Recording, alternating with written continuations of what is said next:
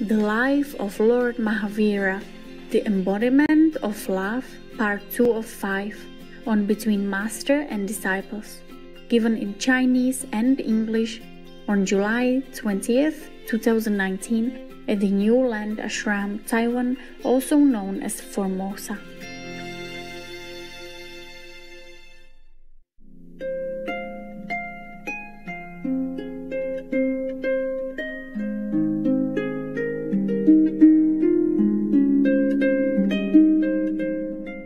All right, I go back now. You didn't tell me.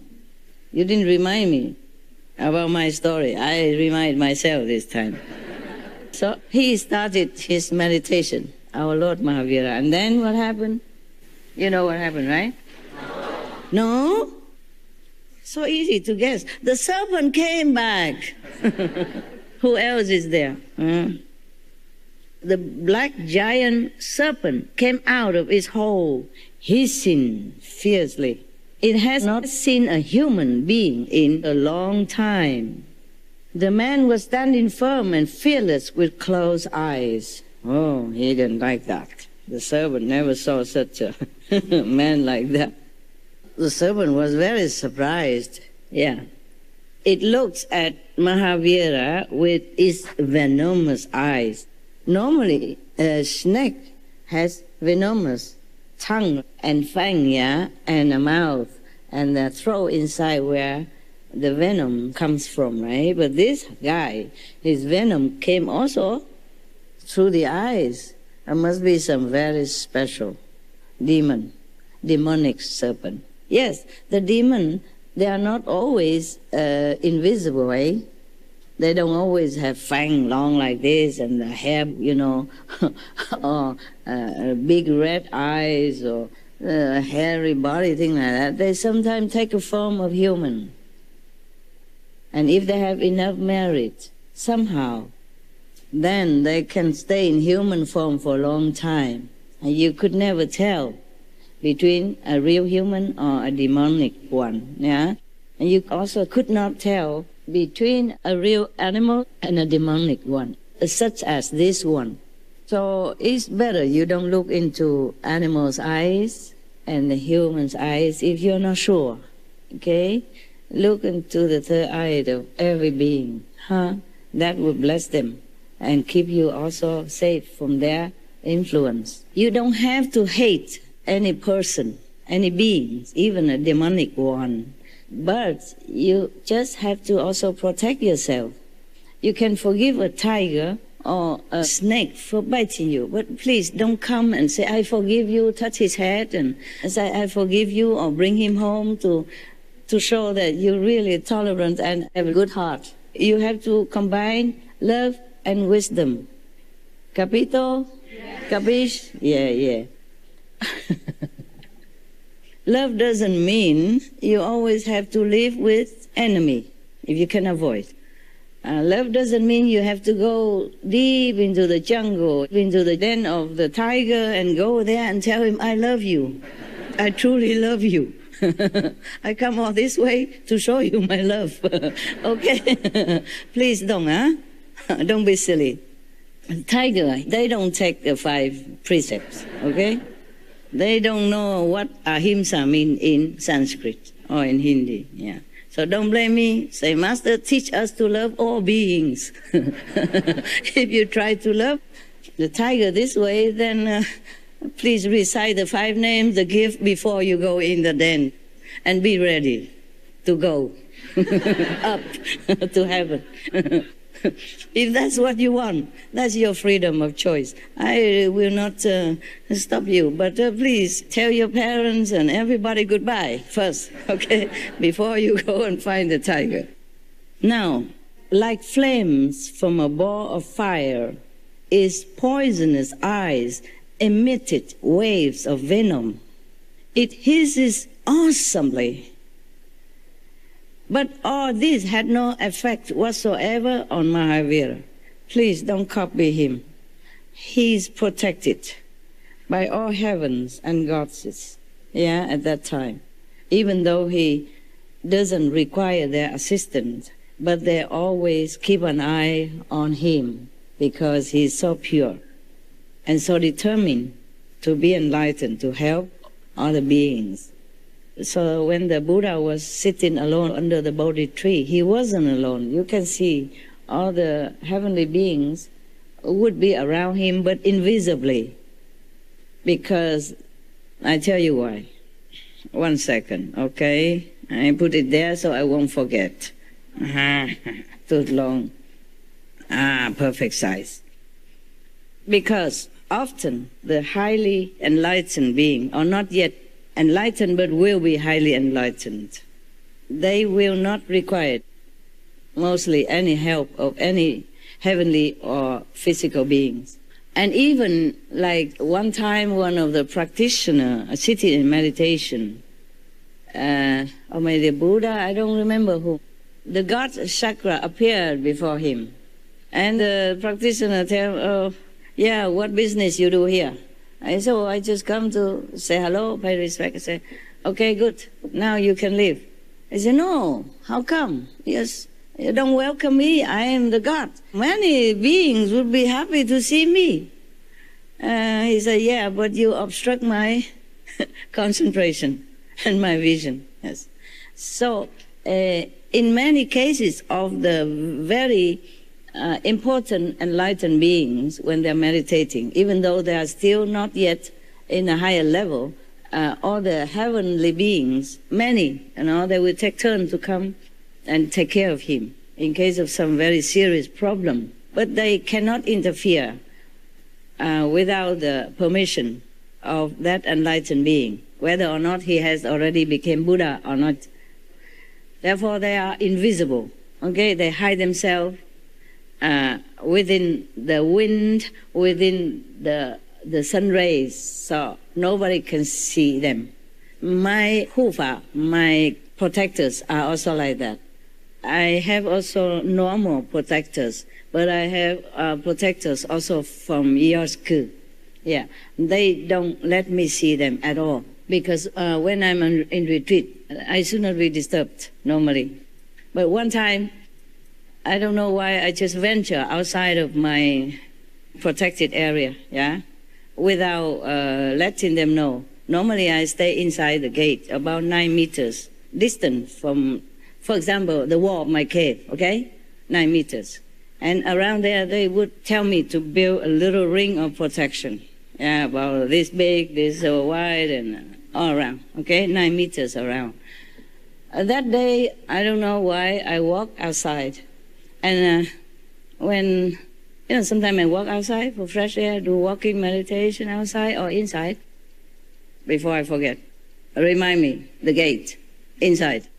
And then normally the other normal protectors, they can stay long or they can take turn. But the Yosku goddesses, they have to take turn. And they go through different channels. They have to build different channels to come down. They don't go through all this turbulent world, of the lower level, like astral or second level, for example. So they don't have to be affected by this kind of low energy, because they cannot bear. So we build a little channel, and they channel or tunnel, whatever they call it, and they come down through that, and they go back through there. So they have nothing to do with any world. That's the safest way.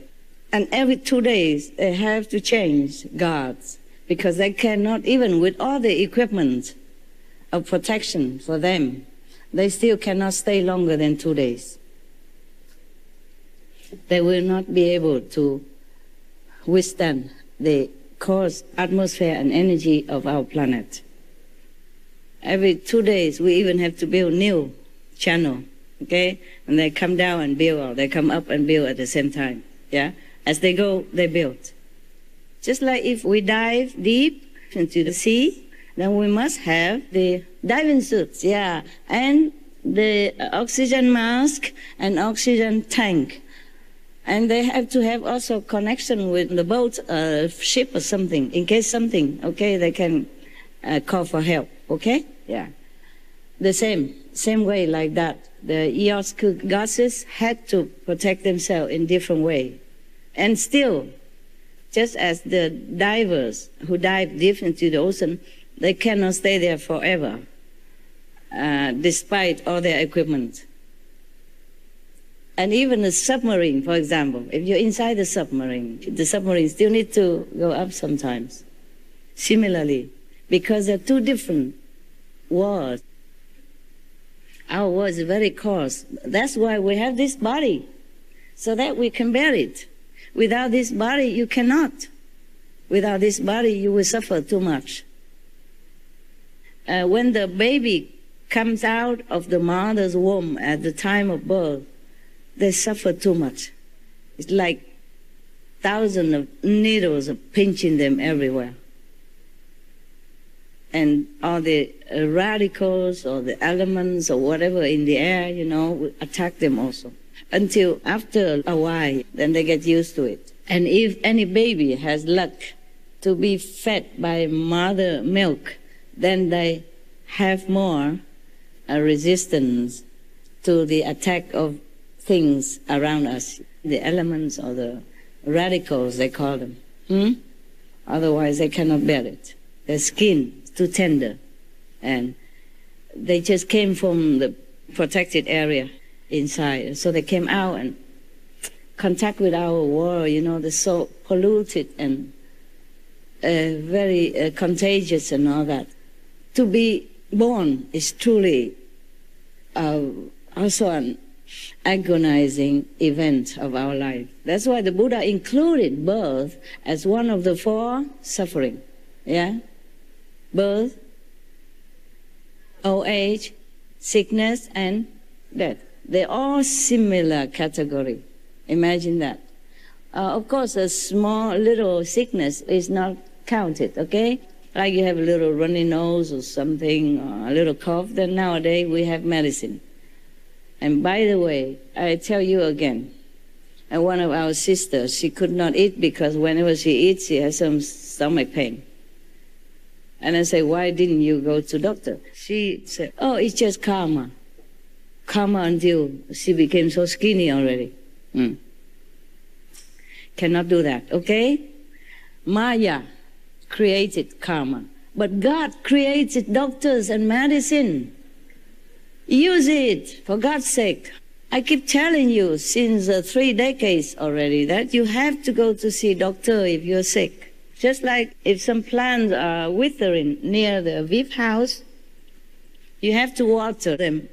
Don't just sit next to it and meditate and think your meditation power will revive the tree. The tree needs different things. The tree needs water and soil and sunshine. This is the way it works in this physical realm. We live in a physical world. We need physical means to take care of physical problem. Sit around a newly planted tree, dry, and just meditate and chanting and singing. This is crazy. You give him water, that's all he needs. He don't care about your meditation, your prayers, nada. Your good heart is appreciated, but water is even more appreciated. You got that? Yes. Oh, please have some common sense. That's not even wisdom, okay? Don't think you're wise if you water the tree. It's ridiculous. That's common sense, okay? Yeah. In the physical world, we use physical mean always to take care of physical things. And sometimes when it's really necessary, when it really doesn't work well, then we can pray, of course. Prayer is always necessary, whether or not you use physical mean, okay? Always necessary. We need the help of heavens, yeah? But we, because we're in this physical body, we need to also exert our own power of the mind, the brain, and the physical body, okay? Don't just always rely on heaven. Heaven cannot help you to drive the car. You are eating your food, so heaven don't help you to eat it. So why should heaven help you in other things? Heaven, of course, help you to maybe better digestion, huh? If you pray and you give thanks before you eat, that's the thing to do, okay? To purify your food, that they can do. Invisible help, they give to us, yeah? But physical obligation, physical duty, we have to fulfill. Understand? Yes. All right, go back to our story, Lord Mahavira's story. The serpent used his venomous, gaze to try to burn and kill Lord Mahavira, but it didn't affect him. So maybe he really was truly very densely protected by his own purity of aura, and light, and also maybe heaven's blessing. Oh, I forgot about the story, my story, right? I went to the gate. One time, a few months ago, I was meditating on retreat in my cave, Normally, I don't venture out of the gates. I just walk around the cave, wherever there's a clearance. And then that day, I don't know why, I have a phone with me, just in case I need to contact. Normally in retreat, I shut off all the phone, But for security reason, I always keep one, because I'm alone, always alone. So I kept one phone, and I just walking, and I see some beautiful flowers outside my gate. It was springtime. So I forgot that I am on retreat, and I should not venture outside. I forgot. So I opened the lock, walk outside. I run out very quickly, because I see the flowers. I love flowers. I love trees. I love things that are artistic in nature. And then the hufa, the protectors from Miosku, they couldn't react quick enough, so I caught a glimpse of them. I said, "Who is that?" I caught a glimpse of them. I said, "Who is that?" But it's not like I see you, there's a strong presence, and a split in seconds. It's transparent, almost no visible, and almost no transparent even. So I also was startled, because they were startled, they were scared. Because I walked out so suddenly, and they did not prepare. I was not good. I walked out so quickly, briskly, and then they tried to stay away from my path, and I caught a glimpse of them. It's not like, you cannot even say that it's so visible, like a transparent sheet of plastic, nothing like that. But I knew it, and I know it is there, and you can just catch a glimpse. It's like something moving, but nothing. You cannot see an image or anything at all. It's even thinner than transparent. And then I said, "Who's that?" And they said, "Oh, sorry, your protectors." Oh, I said, "Oh, I'm sorry too." We both are very sorry. One walked out unexpectedly, and the other one didn't get away quick enough. I said, okay, I just take some photo. You surround me, I'll be back soon. So that was okay. I'm just telling you an example of how the guardians, they don't manifest in a physical form or even transparent form for you to see, because they're not supposed to disturb your concentration. You're not supposed to talk to them or anything, as less as possible around you, so that you don't have to be attracted to anything. And that's what my experience. So therefore, I knew, even though Lord Mahavira is not visibly protected by heavens, but he must have been. The serpent was now even more astonished. He asked, "Till today, every man I came across has been consumed by my first venomous hiss, and this man stands still, absolutely unmoved." He probably asked himself, not asking Mahavira, or just talk out loud. The snake don't talk, I guess. Do they? No. Maybe he talked in his heart. So the serpent glanced at the sun and once again focused his gaze at Mahavira and hissed at him with renewed anger, but in vain. Why did he look at the sun? Anybody know?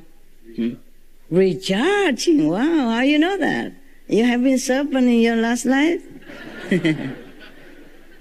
Cool, that's what I think also, Yeah, the people recharge themselves from the sun also. We call them solarian, because they eat from the sun energy. They gaze at the sun 10 minutes in the morning when the sun rises, and 10 minutes in the evening before the sunset to recharge themselves. Don't do it, and don't blame me if you become skeleton. No? Don't try too hard, okay?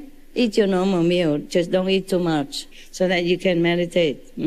Not that all the wisdom go to your stomach and you have empty head. So the snake slithers from the line of the expected fall of the body, and then with all its force sank its fangs in Mahavira's toe and injected all its venom. Oh God. He looked at him thinking that he might fall, okay? He didn't fall. So he went all that way and sank his fangs into the toe of the master. Yeah. The snake then drew back and waited expectantly again, in vain. Oh my God, what kind of man is he, this man, Lord Mahavira? I told you I never see such a resistance like this. It must be made of iron, huh? Don't try, huh? Don't try to see what you're made of, huh? I'm sure you know already, right? The angry serpent, vexed further by its failure, stung Mahavira thrice again. All its 3 attacks were wasted. Nothing worked. So Mahavira stood undisturbed. The serpent was astonished to see only milk oozing out from his wounds instead of blood where it had stung Mahavira's toe. Lord Mahavira Swami was standing unmoved still. So his face was glowing, and on his lips was a charming smile. I don't know if I can smile in that case. Hey, this guy is Superman. Not to talk about Lord or not, Superman. Like a blooming rose, his smile was. Yeah. His eyes reflected the inner compassion. The serpent continued to stare with surprise. Confused by its failure, it was lost in its thoughts, involved in his spiritual pursuits. Mahavira uttered in his deep and tranquil voice, "Oh, Chandakaushik, open your inner eyes." Chandakaushik maybe it's the name of the snake or a type of the snake. I guess this is the way you address this type of snake in a former time. He said to the snake, okay, let's make it more simple. Oh, snake. Okay. That's probably what he said, with all his love and charming smile.